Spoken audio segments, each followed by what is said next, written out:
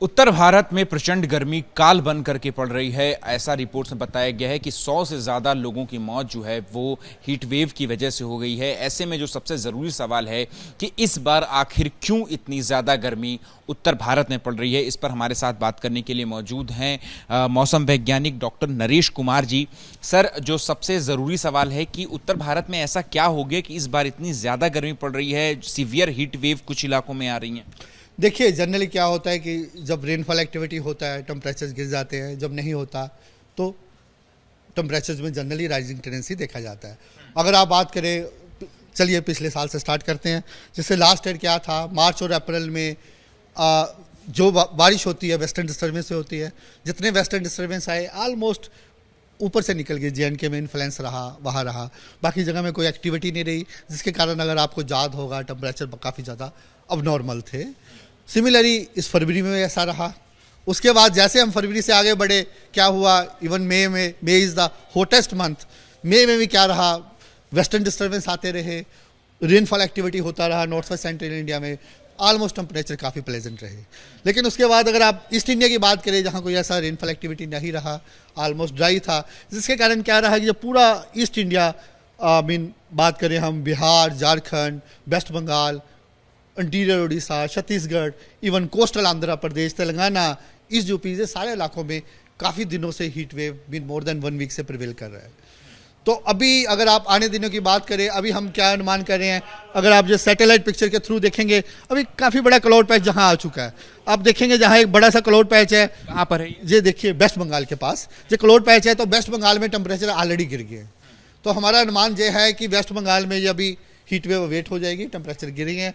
Similarly अगर आप आंध्र प्रदेश की बात करें, आंध्र प्रदेश में भी टेम्परेचर गिर गए हैं, जहाँ भी हीट वेव वेट हो जाएगी। बिहार में भी क्लाउड पैच आ रहा है, लेकिन फिर भी हमारा अनुमान है आज भी सीवियर हीट वेव कुछ इलाकों में कंटिन्यू रह सकती है। उसके लिए हमने रेड अलर्ट दे रखा है, कंटिन्यूस हम रेड अलर्ट दे रहे हैं इसके लिए, और कल से कम हो जाएगी। अगर आप ईस्ट यूपी की बात करें, ईस्ट यूपी में भी आने वाले 2 दिनों में हल्का 1-2 स्टेशंस में हीट वेव आ सकता है, फिर वेट हो जाएगा। अगर बाकी हिस्सों की बात करें, विदर्भा में इतना जनरली सीवियरिटी होती है, लेकिन इस समय विदर्भा में भी क्या है, आइसोलेटेड हीट वेव प्रिवेल हो रहा है। टेम्परेचर 40 डिग्री से ज़्यादा है, डिपार्चर 4.5 से ज़्यादा है। कुछ स्टेशन में हीट वेव जहाँ भी प्रिवेल हो सकता है। सिमिलरली तेलंगाना में एक आधा दिन, उसके बाद वेट हो जाएगा। ये सवाल इसलिए भी ज़रूरी हो जाता है सर, क्योंकि 100 से ज़्यादा लोगों की मौत हो चुकी है। तो क्या ये अब नॉर्मल बिहेवियर है मौसम की तरफ से? क्योंकि पिछले साल या उससे पहले इस तरीके का क्या मौसम का पैटर्न जो है वो इसी तरीके से देखने को मिला था कि इतनी ज़्यादा लू चल रही है उस एरिया में उत्तर भारत? देखिए, जैसे मैंने इसको पहले ही आपको जो ब्रीफ किया है, लास्ट ईयर मैंने कहाँ से स्टार्ट किया, मार्च अप्रैल में। मार्च अप्रैल क्या था, अब नॉर्मल था, उस समय ऐसा नहीं था, ठीक है। और इसके बाद फरवरी इस समय अब नॉर्मल रहा। तो ये ईयर टू ईयर वेरिएशन होता है। इसको क्यों इसकी वजह क्या है आप लोगों के हिसाब? वही मैंने बताया, जब वेदर एक्टिविटी नहीं होता, ड्राई रहता है, उस समय टेम्परेचर बढ़ने के लिए रहती है। जनरली क्या होता है कि समय थंडरस्टॉर्म एक्टिविटी होता है, थंडरस्टॉर्म एक्टिविटी नहीं रहा तो टेम्परेचर में ज़्यादा इंक्रीजिंग टेंडेंसी नहीं देखी जाती। अच्छा, कब तक राहत मिलने की उम्मीद है? जैसा कि आपने वो बताया कि बंगाल की खाड़ी में वो कुछ एक्टिविटी आपको देखने को मिल रही है, तो इसको मूव करने में अगर यूपी की बात कर लें या फिर बिहार की बात कर लें, उड़ीसा की बात कर लें, तो कब तक राहत मिल जाएगी? जैसे उड़ीसा में ऑलरेडी आपका पूरे कोस्टल बेल्ट में अच्छा काफ़ी ज़्यादा कन्वेक्शंस है, और लेकिन फिर भी ये हिस्से हैं जो इंटीरियर उड़ीसा है, वहाँ पे 2-3 दिन जैसे मैंने बताया हीट वेव रह सकता है। सिमिलरली वेस्ट बंगाल में आज से ही अवेट हो जाएगा हीट वेव। झारखंड में 1-2 दिन रह सकता है। बिहार में हमने आज सीवियर दिया है, हो सकता है एक आधा स्टेशन सीवियर मीन जो टेम्परेचर नॉर्मल से 6.5 डिग्री से ज़्यादा हो, ठीक है, वहाँ दिया है। और झारखंड में भी 1-2 दिन मीन आफ्टर 48 आवर्स जहाँ अवेटमेंट होना चाहिए।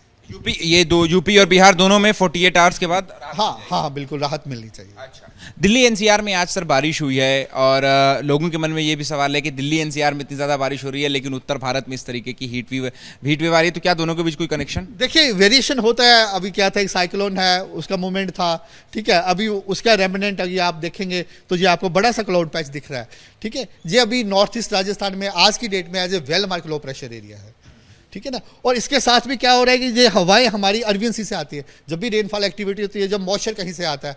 अभी इस सिस्टम के कारण क्या है कि अरबियन सी से काफ़ी ज़्यादा मॉइस्चर आ रहा है। इसी के प्रभाव से कल राजस्थान में एक्सट्रीमली हैवी रेनफॉल एक्टिविटी हुआ 20 सेंटीमीटर से, और आज भी इस राजस्थान में 20 सेंटीमीटर रेनफॉल हो सकती है।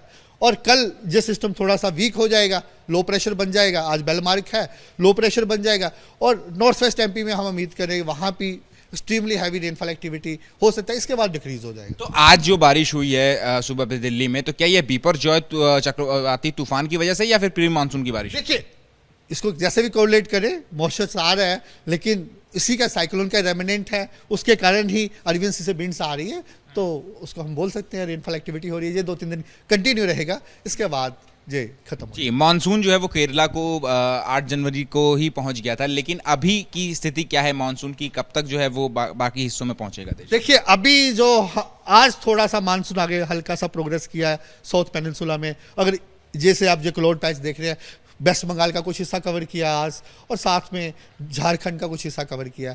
हमारा आने वाले दिनों में उम्मीद यह है कि जहाँ पे थोड़ा एक्टिविटी चलता रहेगा, हैवी स्पेल भी आ सकते हैं जहाँ पे, जैसे झारखंड, वेस्ट बंगाल, उड़ीसा वगैरह में।